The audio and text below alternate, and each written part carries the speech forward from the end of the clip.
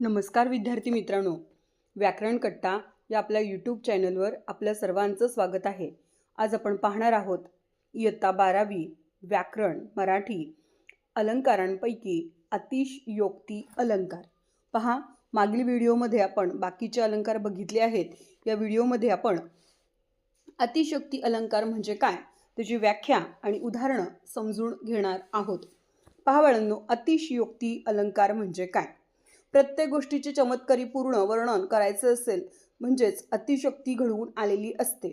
म्हणजेच आता सांगायचं झालं तर कोणती पण कल्पना सत्यात आहे किंवा नाही यापेक्षा ती खूपच फुगवून खुलवून सांगणं किंवा असंभाव्यता अधिक स्पष्ट करून सांगणं, याच वाक्याला किंवा या वाक्याच्या अलंकाराच्या प्रकाराला अतिशयोक्ती अलंकार असं म्हणतात।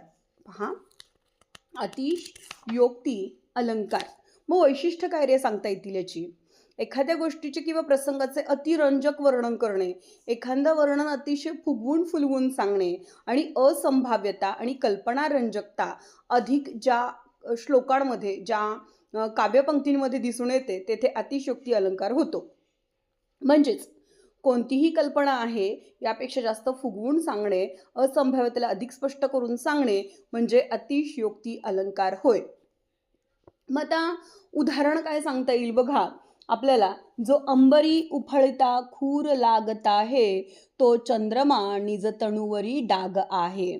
चंद्रावरचा डाग म्हणजे नलराजाच्या घोड्याच्या उफाळणाऱ्या त्याच्या खुरांचा लागलेला डाग आहे। म्हणजेच असंभवनीय गोष्ट संभव आहे असं करून आपल्याला इथं यावरील काव्यपंक्तीमध्ये नेहमी आणि नेहमी विचारल्या जाणाऱ्या काव्यपंक्तीमध्ये सांगितलेलं आहे।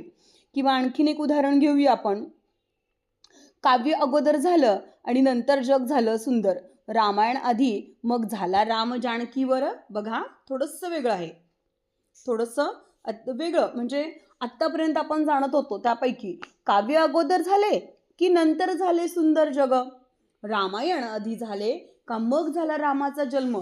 आता रामायण हे सुद्धा आपल्याला एक काय म्हणूया आपण, एक काव्याचाच प्रकार आहे, पण तो अतिशयोक्तीमध्ये जरी नसला तरी आपल्याला रामाच्या अगोदर रामायण घडलं असं सांगितलं जातं। म्हणजे मग ही असंभाव्यता आहे की परमावधी आहे, हा एक अतिशयोक्तीचा प्रकार आहे। असंभाव्य किंवा अशक्य गोष्टी शक्य झाल्याचे वर्णन इथं आपल्याला दिसून आलेले आहे आणि म्हणून काव्यपंक्तीला, यावरील काव्यपंक्तीच्या अलंकाराच्या प्रकाराला आपण अतिशयोक्ती अलंकार असं म्हणू शकतो। बघा, मग आणखीन कोणते येतील रे? तर बघा, वीर मराठे आले गरजत पर्वत सकळे झाले कंपित। पर्वत कंपित होतील का? मग या वाक्यावरून आपल्याला समजते की इतके वीर मराठे शूरवान धाडसी होते की त्यांना पर्वत सुद्धा थरथर कापत होते। आणखीन एक उदाहरण घेऊया बाळांनो। बघा, अतिशयोक्ती अलंकार, अतिशयोक्ती अलंकाराचं थोडक्यात सांगायचं वर्णन म्हणजे अतिव्यापकता आणि वर्णनाची असंभाव्यता आणि कल्पना रंजकता। आणखीन एक शेवटचं उदाहरण सांगतेय, मुंगी उडाली आकाशी तिने गिळले सूर्याशी। पहा, 12वीच्या बोर्डाच्या प्रश्नपत्रिकेमध्ये हे सगळे प्रकार किंवा हे सगळे मी आत्ता जे तुम्हाला सांगितले असे सगळे श्लोकांचे उदाहरणं वारंवार विचारलेली आहेत आणि त्यांवरून लक्षात ठेवायचं की अतिशयोक्ती अलंकार अतिशय सुंदर, सोपा आणि लक्षात ठेवण्याजोगा आहे। धन्यवाद।